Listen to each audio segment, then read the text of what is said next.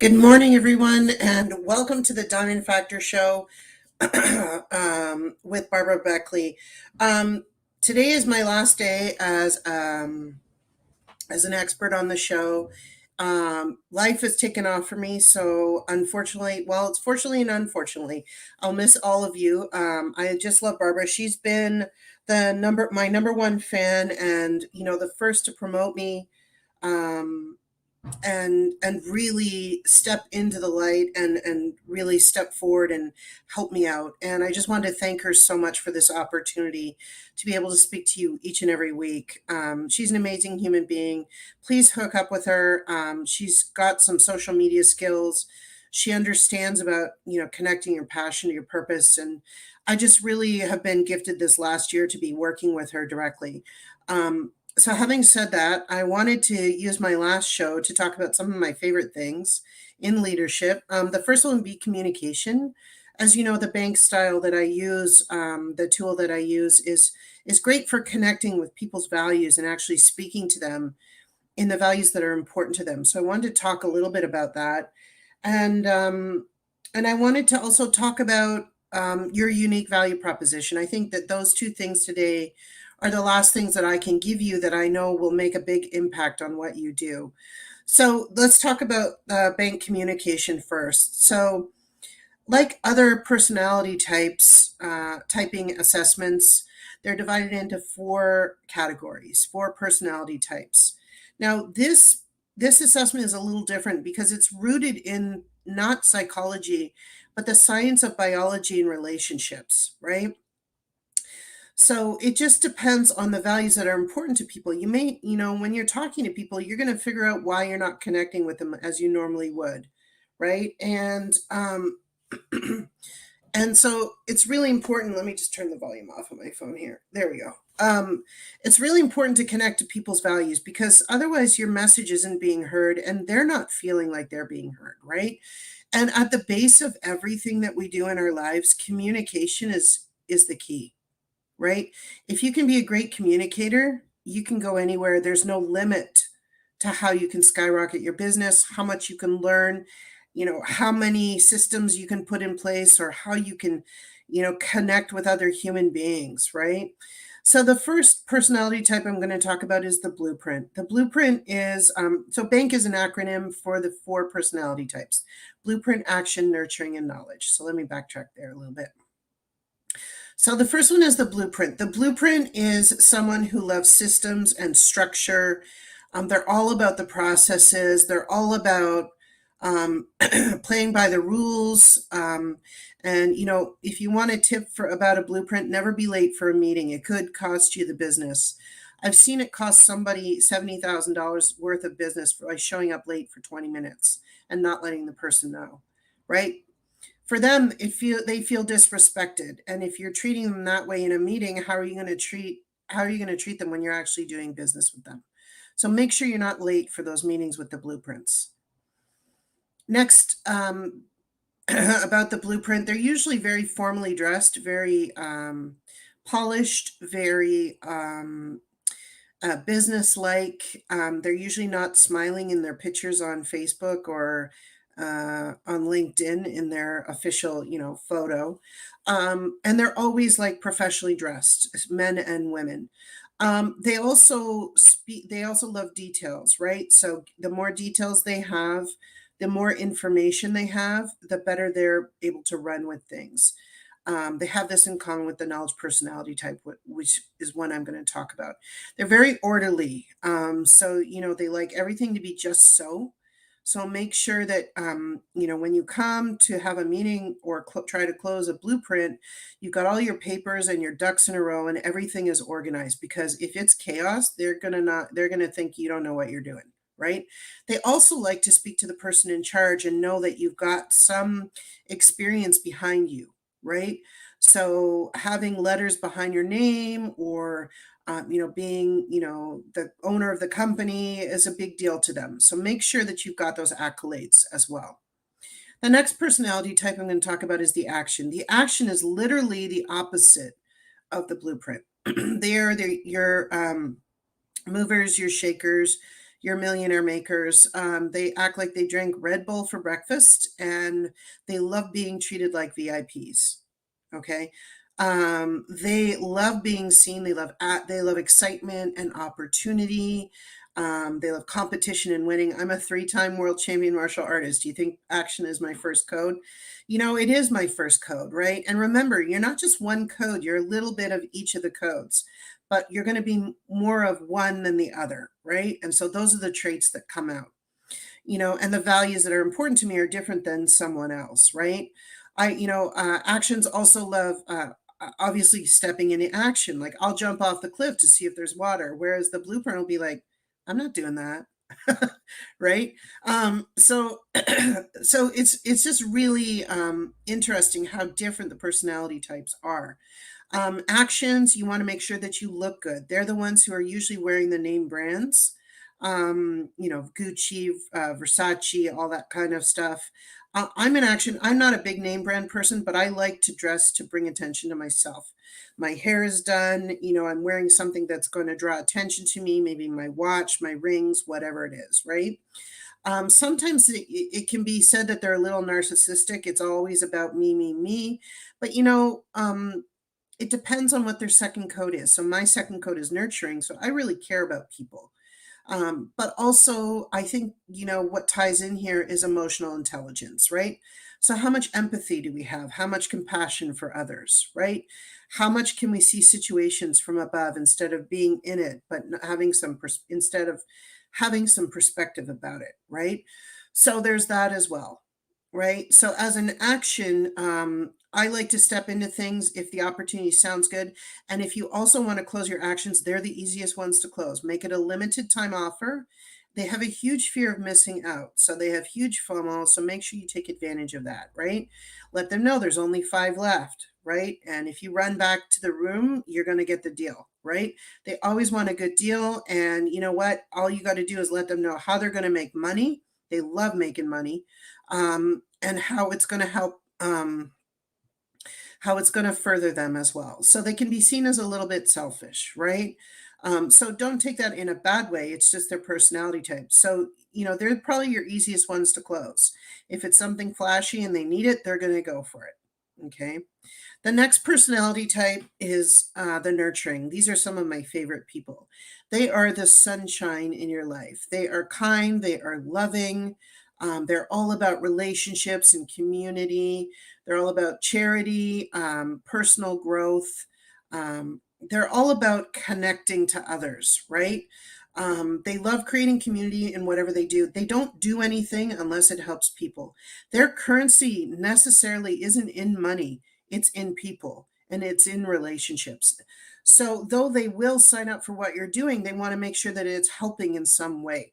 So, if your organization has a charitable component or is donating to a cause or, doing some sort of giving network, they're all in, right? They're also your biggest referral network. So you want to actually connect with as many nurturers as you can.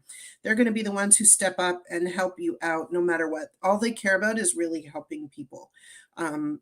Money is just not on their radar a lot of the time. They'll give so much away, right? So make sure that you are actually being vulnerable with them and connect with your authentic self. I'll tell you, if you're not authentic and you're kind of shifty and you're looking away, right? They're going to think something's up. They have this sixth sense about them in their intuition, that will just say, you know what? Something's not right here. I'm not going to go for it. They don't like stress and they don't like conflict. So if any of that comes into the situation, they are out of there, right? They are literally scanning your soul when you're talking to them. So make sure that you look them right in the eyes and you're very upfront and honest about what you're doing because they're going to know if you're not. Okay. So when you're talking to the nurturer, just be your authentic self. I'm not saying that you're going to have to be a little bit vulnerable. I'm not saying you have to give them your life secrets or anything like that, but they just want to hear about your story. And they also want to meet everybody in your group. They want to be a part of that, right? So it's really interesting how people don't realize that, nurturers aren't as attached to money as some of the other codes, right? They really do want to help. I can't tell you how many times my clients are nurturers and I have to teach them to accept money. So the one thing about that is the more money you make, the more people you can help. And really, the bigger picture is about the people they're helping. Therefore, they need money to do that, right? And once they understand that, things get a lot clearer for them. And they realize that they can profit and still help people as much as they want to. All right. So they are so as the action the so as the blueprint is completely inside the box and the action is completely outside the box, as you figured out, the nurturer actually likes to recycle the box. So anything about saving or helping the earth, they're really into that. They really that really resonates with them as a person. They're very compassionate and empathetic, and they love to talk, right? So they'll sit down and have a conversation with you. Spend time with the nurturer because they just want to feel like they're a part of something. If you want to kill a nurturer, leave them out of something. I know that in the last couple of years it's been hard for them because they can't hug people, and the nurturers are your huggers. That's their greeting. Whereas the blueprint, it's more of the handshake and the action is more of the high five. The nurture is the hugger. They'll come in for a double hug, right? So we all know those people. They just say, "Hey, I'm a hugger," and they come on in, right? Um, so make sure if you're a nurturer that you're checking with people, it's okay to hug them because sometimes it's not. Okay. All right. And the last code that I'm going to talk about today is the knowledge. The knowledge are some of the smartest people that I know. They are also probably one of the most interesting codes. They love science and research and development. They love information. It's their number one thing, information. They're all about having the right as much information as possible to make a decision. They love R&D, like I said. They love to be the expert in their field, and they see things in the big picture point of view, right? And they love universal truths, like gravity is a universal truth. But yet, if something defies gravity, excuse me, they're fascinated because they want to know why it's happening, right? So, with the knowledge, when you're working with them, remember to give them as much information as they need, because a lot of the time, what happens with this personality type is you can't close them because they can't make a decision. They're the ones who are going to be asking you hundreds of questions, right? And you're thinking, what is wrong with this person, right? I already answered all the questions. But no, for them, they don't have enough information, so they can't make a decision. They're not asking you questions to drive you crazy. They just need more information. So always make sure that you give them enough information. Ask them if they have any questions. Send them white papers, send them, research, anything that you've got so that they can do their diligence. You can bet before they've come to see you, they've already looked at everything. They've checked you out. They've checked your company out and your products out, right? They're walking in knowing probably more about what you do than you do. So make sure that you are the expert in your field when you're talking to them. And if you're not, bring in someone who is, because if you're not the expert and they see you floundering around, they will walk away. They want nothing to do with someone who is not the expert in their field, right? So bring in someone who is. Okay, this is going to make a huge difference. All right. So make sure that you've got enough information, like I said, and for them, not now, as far as closing them means not now. I literally had someone that I was working with in February, and she said, "Look, I've got a lot going on in my plate right now, but let's talk on April 27th." This was like 3 months later. I'm like, "What?" I'm like, "Okay, let's talk in April 27th." And the day before, she's like, "Are you ready to set up for our meeting?" Like for her, she had it in her schedule and she wanted to use it and she knew she was going to do it, right? So literally for the K, not now means not now. It doesn't mean no, right? So make sure you book those follow-up appointments. Ask them how much time they need to look at the information. Ask them if they need any more information. Keep in contact with them, okay? You're not bugging them. You're just making sure they're getting everything that they need. You're going to notice your K because they're usually casually dressed. They would have been, in school, the kid who loves to read, who was kind of geeky, who's by himself, didn't have a lot of friends. They are okay on their own. They love to be left alone. They're not your hugger. They usually don't like to be touched, right? So make sure when you go in, like I said, for those hugs, nurturers, that you check because they're going to be the ones who touch you with the fingertips on the hug, right? Those are definitely your K. They don't like to be hugged. They're not huggers. So you just kind of have to make sure that when you're going in for greetings and stuff like that, you're doing it it's appropriate and you're doing it properly. So the K is also a very interesting person because they're going to challenge your knowledge. So make sure that you're willing to get into a debate about things. They're not doing it to give you a hard time. They just want to make sure that you know your stuff and be able to prove what you know, right? So I'm going to tell you this also. If you can close a K and they can validate you, then they're going to go out and you've just become a huge referral for them, right? They're going to go tell every other K they know about you, and you're going to get huge business from that. Okay. So just be sure that you're treating your Ks right. Don't write them off. They're a great personality type. You just have to be very patient with them. So those are that's a little bit about the 4 personality types that I want to tell you. Make sure that you take that into your business, into your life, and into your leadership, because it can be a game changer for you. It can give you the edge that you're looking for in your business and your leadership. Can you imagine if you could speak to someone in their code and actually have a conversation where they felt that they were being heard? And not only that, but you were responding to them in the values that are important to them. It's going to be a great relationship, right? And they're going to go out and tell other people about what you have to offer and how you communicate in such a great way. The second thing I want to talk about today before we finish off is your unique value proposition. This is tied to your why. It's so important, right? And it is a basic function of your business. You're building your business and your leadership from the basement up. That's how we build houses, from the bottom up, right? So you want to make sure that at the basement of your house, you've got all your building blocks, and your unique value proposition is exactly that. It's made up of 4 parts, and I'm going to go over each of those for you. But remember, your unique value proposition is tied to your why, all right, and your outcomes. So it has to be connected also to your mission and your vision. Everything connects together, and if it doesn't, you've got to change it, because you're going to feel the disconnection and it's not going to feel right. The first part of your unique value proposition is the problem that you solve. Not what you deliver people, that comes later, but the problem that you solve. So maybe people who are suffering from not making enough money, living in poverty, struggling every week to get bills paid. Maybe it's someone with, mental health disorders. It can be all sorts of different things. But the first thing you want to talk about is the problem that you solve. So if you break your UVP down into 4 parts, that is the first column, the problem you solve, and make a list of those things. Now, you may think you do different things and they don't all connect up, but I guarantee you, once you start listing everything, you're going to see the common denominator, right? The different things that you think are different, but they actually have things in common. All right. The second part that I'm going to talk about is the market you serve. People struggle most with this because they say everybody. Well, no, you don't serve everybody.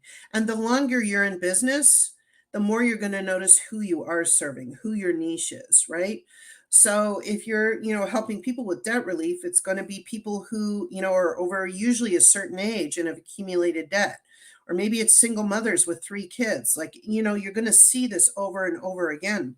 So who is the market that you serve, right? And if you don't have it niched down enough, you got to niche it down.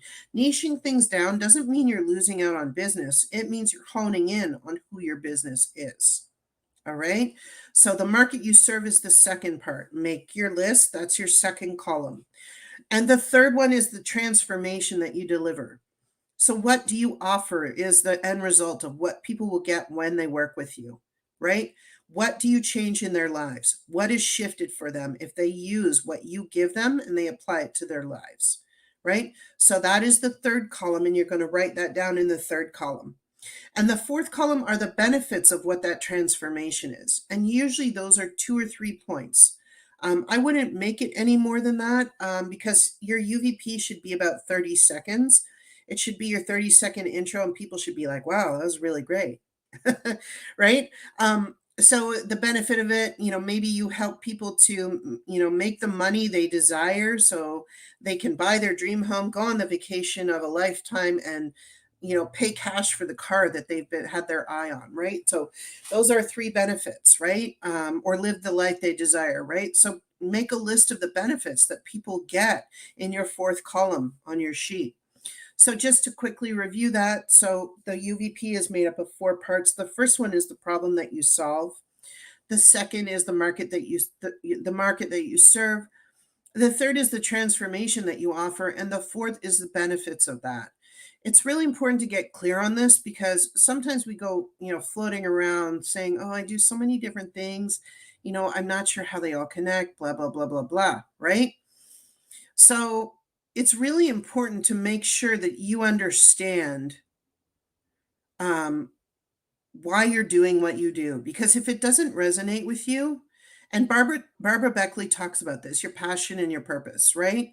If it doesn't resonate with you, why are you doing it? If you're doing something to make money, that's just fine. It can be a side thing, but if it's not resonating with your passion and your purpose, then it's not going to last. I'll give you a perfect example. I was doing contract work in a company. This is many years ago. It was mind numbing. I was the manager of the office. I would sit there all day and I'd be like, oh my God, this is killing me slowly. The money was great. But the fact of the matter is, I was willing to give up the money so I could do something that actually drove me as a human being, was continually helping me learn. It was helping me to move to the next level. It was helping me to pick up new skills. I would much rather be doing something like that than sitting in an office. And there's nothing wrong with sitting in an office doing something day after day. It just didn't resonate with my why. But if that's your why, then it's perfect for you, right? There's no judgment about that. And I think that's something else that we are very hard on ourselves about. We learn from a very young age to judge ourselves, right? What if we could give up that judgment of ourselves and in turn, judgment of others? How much more space will we have in our life for great things so that we could live in a state of joy, which is not a natural state on this earth? I wish for you the most and the best in your business, the most profitability, the most outstanding relationships. I wish the best for you in everything that you do. My name is Laura Armstrong, and my company is Leadership with Laura. You can check me out and connect with me on at laura@leadershipwithlaura.com. Don't forget, in February, I've got my Leaders of Distinction getaway retreat happening in Destin, Florida. I'd love to have you attend. You can check me out at ldrsofdistinction.com. I'd love to have you attend, or you can check it out on my website. Send me a message. I'd love to hear from you. And it's been such a pleasure working with you guys this last year. I wish you all the best, and I want every success for all of you. Thank you so much, and I'll see you all on the other side. Take care, everyone. Bye for now.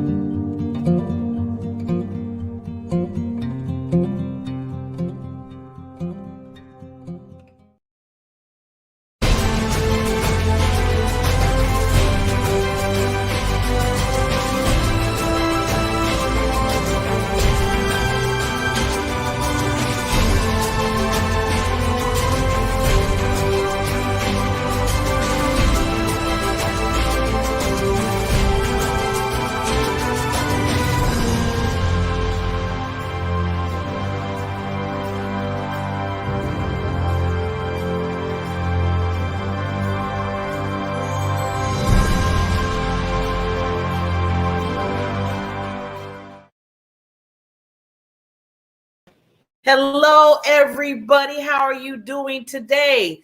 This is Barbara J. Beckley, your visibility and social media strategist. Yay. I like saying that.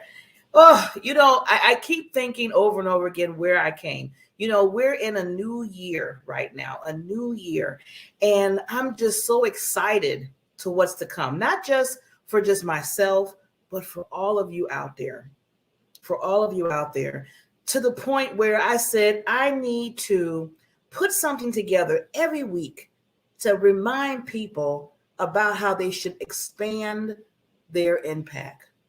So yes, this show comes on every Thursday, starting now, to help you understand how to create that impact, how to keep it going, how to be that trailblazer, but also understanding that it's not about you, but it's about people that you're going to touch in this world, in this universe. I'm always expressing the fact about your PPD, your purpose, passion, and drive. And you have to understand that within you first before you can even think about creating an impact. So I want to give you some tips today, just a few little tips, just some few little eye openers on what you should be thinking about, what should resonate with you while you're going out there being that wonderful trailblazer, that impactor, and that person that's going to make a difference, not only in your life, but in somebody else's life. And that's what it's all about, making that difference in somebody else's life. So let's go into the first tip for that. Excuse me. Sorry. Tips for becoming an impact. Yes, that's what it is. Simple. So there's going to be some things that I'm going to show you that basically, like I said, some tips, some things that just can resonate to say, okay, I need to remember that, or that's something I need to add in order to become that person to make a difference. So the first tip I would say is believe in you. You have to believe in yourself. You have to understand who you are. I always tell people, how are you going to explain something to others, tell them what they need to do and have a positive way of doing it if you don't believe maybe what you believe in or what you're doing? You know, I always think about my mother a long time ago used to tell me when I was growing up. Now, she was a person, she did smoke, unfortunately, for a while, but she did quit when she got older because there was some, she was having some health issues. So it was like either you stop or it's going to get to the point where other things are going to occur in your health. But before then, when I was like when I was 10, 11 years old, 12 years old, she, like I said, she was a smoker at that time. And she used to always look at me and say, Barbara, I better not catch you smoking. You better not smoke. And I would think to myself, okay, Ma. I said to myself, because I would never say it out loud at that time, else I wouldn't be here talking to you right now. But I would say, she's telling me not to smoke. And she was really determined too, telling me this. But then she was doing it. So one thing about being an impact, you don't want to confuse a message. You have to believe in you and believe in what you're doing. And then you start telling others, maybe what to believe in and what kind of impact you're going to give them. So you got to believe in yourself. You got to believe, you got to love yourself. You got to believe in yourself. You got to stand strong in that. Because when you start going out there telling people different suggestions, or letting them know some things that maybe they might need to change, or just look at some things or think about some things, and you're doing a total opposite of what you're telling them, they're going to question your integrity. They're going to question who you're about. If you say you're one thing, but you're doing something else.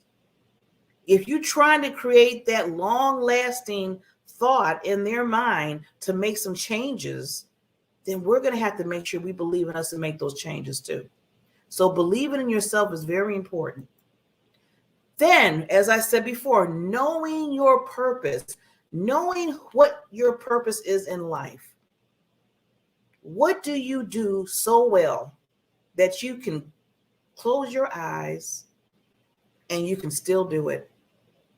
What do you love so much that if you didn't get paid for it, it really wouldn't bother you because you know that's your purpose in life?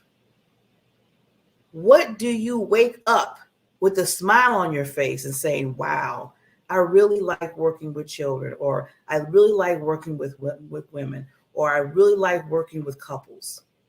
And that just puts a big smile on your face, and you just find ways. I mean, you're just up all night just finding ways to help those individuals, those type of groups. Knowing your purpose is so important that keeps that foundation going in your life.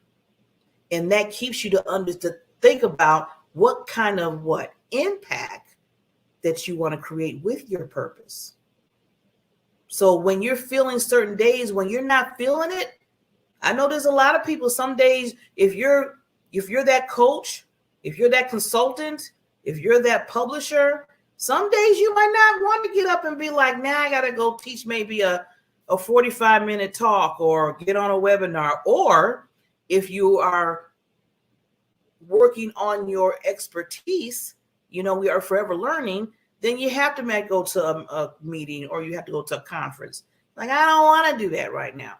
But when you know your purpose and you love what you do, love what you say you do, then it's not a big deal.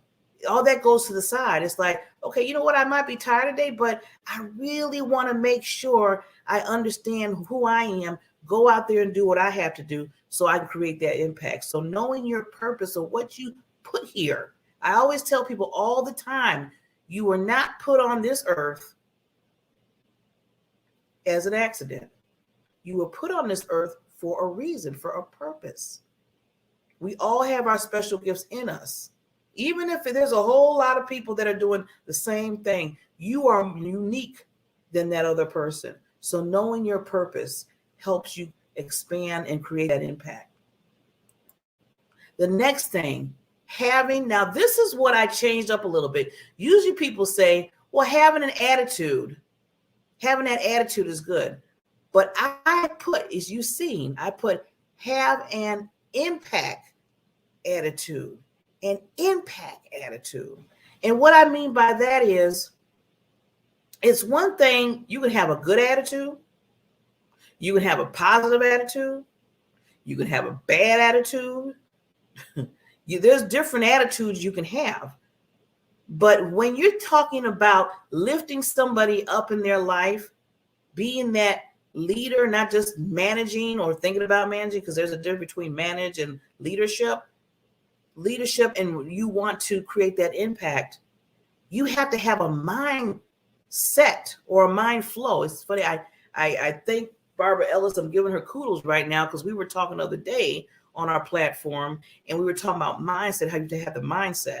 And she said, you know what? I understand about mindset, but it seemed like mindset is like, you're just like a set, like you're setting. She said, I like flow.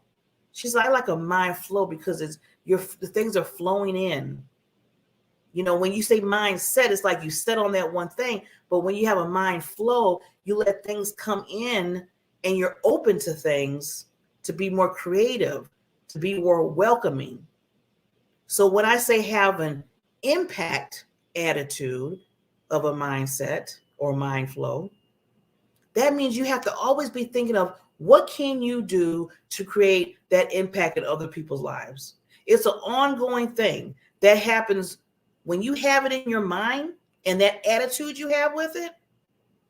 That's when you can sit there and say, okay, what do I need to think about to help these people or help a certain individual or help a group of people? What do I need to do?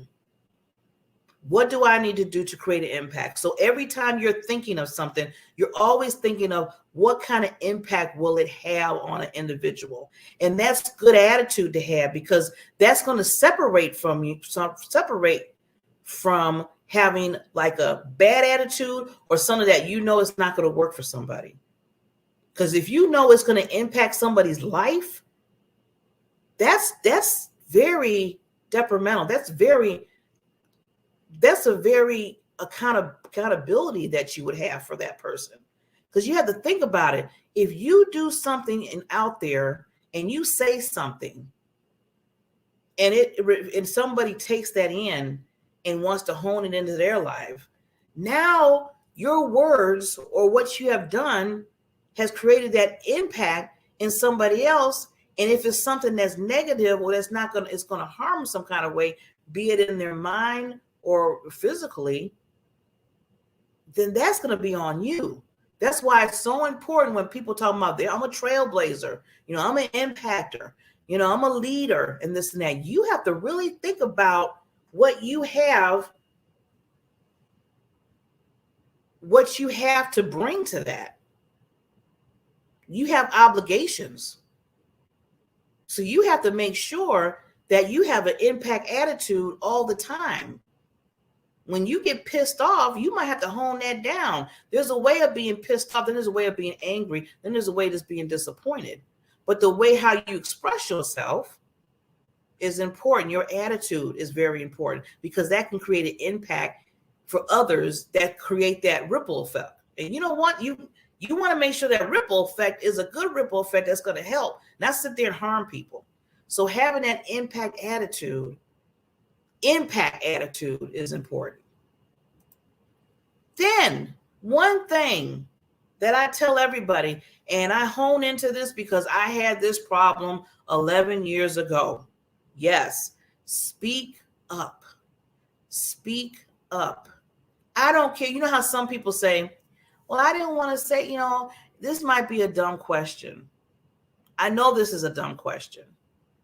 And I tell people all the time, nope. As soon as I hear that coming out of their mouth, I'm like, no question is a dumb question if you do not know the answer. If you don't know the answer to that question or what you're thinking about, or you need more clarity on it, speak up. You need to be able to speak up to get your answers. If you want to be that impact in this world, you're going to have to speak up. You're going to have to get clarity on what you're trying to do. You're going to have to understand and learn and grow by talking and asking those questions. I tell everybody, and sometimes I give people a heads up. If it's something new that I'm doing, or either a project or another job or another task or whatever I'm doing in my business or where I work at during the day, I will tell people in a heartbeat. If they're training me, I'm like, I'm going to let you know right now, Barbara Beckley will be asking questions if she doesn't understand. So get ready. Get ready. Because I need to make sure I understand. Because if I have to help somebody with this and create that impact in their life, now I have a responsibility now. So you're giving me a responsibility, and I need to make sure it's right. So whoever I have to ask questions to, wherever I have to talk, I'm going to do that. And don't feel guilty. There should be no guilt in that. You shouldn't feel it. You should never feel like you cannot ask a question. And if somebody makes you feel that way, then that's on them. That is not on you. That is on them. Now, put a little caveat to that. Now, if you're not paying attention and you're not taking notes and you keep asking that same question over and over and over, that same question, then I have to say that's on you. Because you have to take the time to take the notes, take a picture of it, whatever you got to do so it can sink into your brain. Okay, so you have due diligence to do too. You can't just sit there and be like, well, I'm asking the question over and over again. Okay, then something's not sinking in. You're not letting that get into you. But I don't want you to sit there and feel like you can't answer the question or you feel uncomfortable. Because most of the time I tell people, most of the times when you want to ask a certain question, probably 95% of the time, other people in their mind had that same question. They just didn't want to say it. They didn't want to be the first one to stand up and say, okay, I got to ask this question. I don't think that it's going to look weird. See, and that's what happens. That's how we miss out, is when we do not speak up and ask and get clarification and understand what you're doing. I always think about, I have to understand my best in whatever I'm doing, because I know this is going to result in helping somebody else. And if I tell them the wrong answer, or if I don't know at that particular time, or I could sound confusing, that's not going to create a good impact. So it all goes back to that impact again. Like I said, these are different tips to think about when you're moving and talking about you're going to be an impactor in this world. You have to speak up. You're going to have to say something. You're going to have to talk, period. And if you don't feel uncomfortable at the beginning, some people, they might be nervous, their confidence is not there. You're going to have to write it down, send a note or something.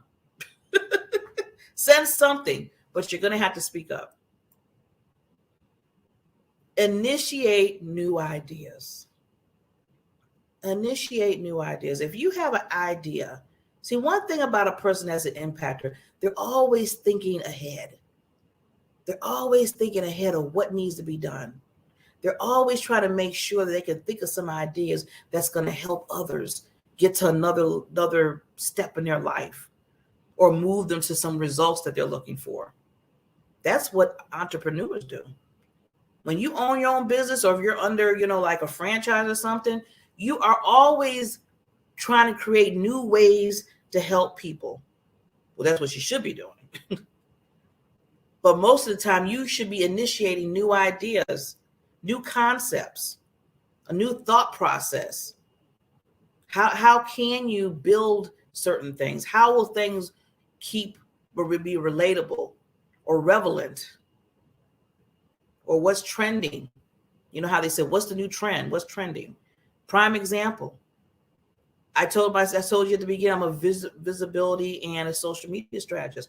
Well, you heard social media in there. Social media is changing every second of the day. It used to be maybe every other day. No, that's gone. That's gone. Social media is changing just alone when people are saying, I'm having problem with engagements and people seeing my information on social media, because the algorithm is changing every other day on different platforms. So if you don't keep up with that and creating some new ideas, initiation of new things to work that out so you can kind of see if you can be a little ahead of the game, then you're going to have some issues. So then your impact is not going to be such an impact that you want it to be. So you have to be on the ball. You have to be thinking those thoughts to help move forward in what you need to do so you can help others. Remember, what are you trying to do? You're trying to expanding your impact. So you have to be that person to think outside that box, or even say there is no box. So I always tell people, forget the box. Let's get the box out the way. Move that forward, because you need to have an open mind on what's going on so you can, those new ideas can come flowing in, instead of you saying, well, it's always been this way, so, oh, well, I can't do nothing else about it. No, you have to initiate those ideas, those thoughts. And listen. That's even more important than talking sometimes. Just sitting back, looking around your surroundings, looking over the surroundings, either way it goes, listening to people talk in a conversation, in a networking setting. Listen to people around you when you're working on projects or you're working with others. Just listen to the world and what they're saying and what's going on right now. Listening to your clients on what results that they want to see in their lives, and see that if maybe your product or service is going to help them get to those results. Listening in relationships. Why is a certain individual acting a certain way or feel a certain way? Or maybe they're upset, angry, sad, or happy. Listen to what they're talking about. Listen to what they're going through. Listening internally with you. You need to listen internally on what's going on with yourself. So listening is so important. And sometimes you have to slow it down and bag back. And I always tell people, sit somewhere in a nice area that you can quietly. And if your house is noisy, then you might have to go some places. People have to go in a closet or the bathroom or down in the basement somewhere. Or if it's not too cold or whatever, what the temp is, go outside, take a short walk or sit outside. But you have to take that time out to listen. And when people are talking to you, don't sit. Okay, I'm going to give you a big no-no. A big no-no. When people are expressing themselves to you, that means they trust you in your judgment on what you have to say, or your suggestions, or what they might want from you. They're trusting you. So give them the respect alone to listen what they have to say and take it in, and show that through body language and face language or what have you, of that you're listening to them. They will be so gracious and thankful for that, because first of all, they picked you to do it. And then some people will say, okay, can they just, okay, I wish they'll be done talking so I can say what I have to say. You hear what I said? I wish they would stop talking so I can say what I have to say. That's selfish. When it's listening, there's no selfish involved. You have to be listening for what's going on around you. Because again, we're going back to what's tips of being to impact. How are you going to impact or be an impactor if you're not listening to what's going on, so you know what to impact, so you know what to say? Sometimes when you hear somebody say something, that's what helps you know what to say to that individual instead of just saying your agenda. Because sometimes your agenda might not be the right agenda at that time. You have all this in your head. Well, I want to say this to them, and I want to say it like this, and I want to do it this way. And then somebody shouts out, I'm in pain. I'm hurting inside. I'm depressed. It hurts so much. And in the back of your mind, you were ready just to do your agenda. Well, I'm going to say this and all that. Now somebody shouted out how they feel. Did you listen to how they feel? So you might have to change up the tone or the layout of what you have to say to them, because now they're reaching out. They're basically reaching out saying how hurt they are. Now, this is just an example of how important it is to do that. Now, it could be on the opposite side. Some people be so happy. So you want to know what they're happy about, so you can celebrate with them and in the victory that they have. So yes, listening is very important. That's why the old saying always says, and I always say this, that's why there's 2 ears and 1 mouth.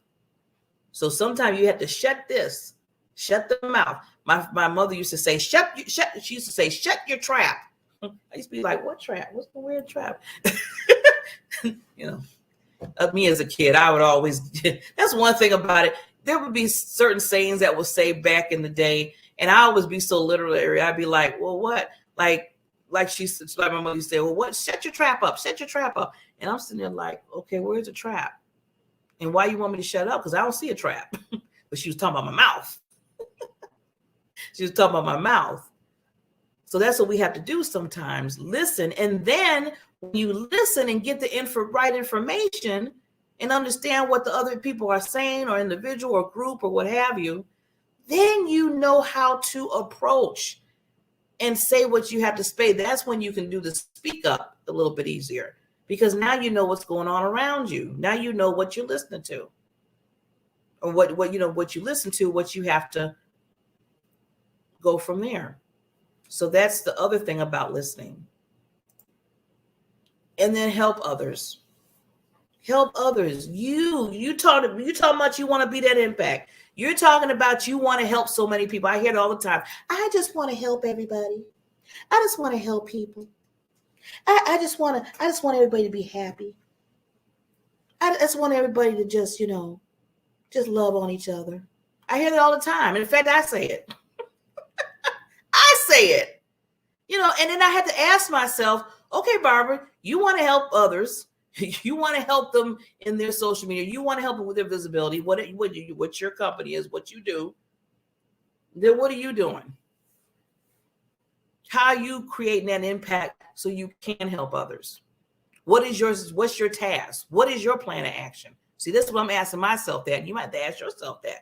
I'm beating me up right now because I don't want to touch nobody's name right now, because I want you to think about it. If this is hitting home, then it's hitting home. But I had to let it hit home for me, because that goes back to believing in me and understanding my purpose. Like I said before, all that goes into that. Before you start helping others, you have to help yourself. If you're not on track on what you need to be doing, then talking about, I just want everybody to love each other. I just want to help everybody. Yeah, okay. You need to help you first. But another old saying, you got to put the oxygen mask on you before you put the oxygen mask on somebody else. You can't save anybody, can't help anybody if you need help yourself. That's just point, but this is straight forward. You cannot help others if you are not together yourself. And you have to admit that and understand and work it out. And nothing's wrong with that. In fact, I tell people, please try to work it out. Because if you don't, and you're trying to impact others, help others, that's a residue from you that's going to go out there to the world. And it might not be the right residue that you want sprinkling around. If you're dealing with some really deep thoughts, some anger or whatever that's in you, and you're talking about you helping others, but you have an attitude problem, or you're yelling at somebody, or you don't have, you don't have that compassion for a person, then there's a problem there. So you got to step back and say, okay, what is the real deep problem? Not the Band-Aid, but what is the deep, deep hurt in you? See, you got to do a lot of deep thinking here for yourself. And then you can say, okay, now that I have that together, now that I understand, not saying you might not be fixed, but now that you understand yourself, you're looking in that mirror, you're asking those questions to yourself, you're working it out, because we're always going to be working out something. So we're not going to be perfect. I'm not saying be a perfect person, but at least you stepped up and you looked at yourself. You said, hey, I know I got a problem in this area. So I know I have to be careful when I'm talking to others because I'm still dealing with some things of my own. So at least you stepped up and said, hey, I got to do something here. If I'm really talking about being an impact and want to help people and expand my impact to others, then I got to check myself. It's a self-check. So you have to do that before you can help others. And then being confident. It's one thing to tell somebody, I believe in me. Yeah, I believe in me. Yep. I'm good. I'm very good. I believe in myself. Now, when I say it like that, does that sound confident? Does that sound like I really truly believe in myself? Or does it sound like somebody told me to say that? What's the difference? There's a difference in that. But when you say something to yourself like, I believe in who I am. I know who I am. Deep inside, I am intelligent. I am smart. I can talk to others. I can help others build in their life. I can give them sensibility of value because I value myself. So then they can value themselves. So I say it like that. Isn't that a little bit sound more confident than the other part that I did about, yeah, I just like myself. Yeah, I have knowledge. Yeah, I want to help people. I want to make an impact in their life. That's not confident. You have to sound confident. People need to hear that from you. Again, if you're trying to help others and you sound like a sick puppy, oh, sick puppies. Why did I pick the sick puppy? I'm sorry, puppies. But some puppies get sick. So we're just going to use that. You just sound, then people will be like, well, wait a minute here. It sounds like you need somebody to impact you. Then you need somebody coming in and give you an impact. So you need to make sure that you're confident in what you're doing. Anything, I don't care, standing strong. If you have a purple shirt on that has an orange in the front, and it just looks, some people might say that looks kind of weird. Why they got that? You have to be confident enough to stand there and say, you know what? I like this shirt. I like this purple shirt with the orange on it. So be it. This is me. People will resonate with the confidence coming out of you. They might not really agree with the shirt and what they look like, but that's on them. But you're confident of what you have. And that's and just using, I know that's a reach, but no, sometimes it's not a reach like that. You might have things that you love or like or agree with because that's your values or that's what you do in your business or your life. And some might not like it. Some people might not like it. Some people don't like my background of the diamonds. They'll be like, oh, do we have to have those diamonds in the back of us? And I'm like, oh, yes. If you're on my show, yeah. See, I got that confidence. I could just stand back and say, no, what color you want? I'll change it. So now every time somebody comes on and I interview somebody on the Diamond Factor, I have them changing backgrounds because somebody didn't like the background. I mean, I even had an individual said that they didn't want to do the interview. They said, you know what, Barbara, we could do an interview, but until you take that background down, I'm not going to do it. Okay, fine.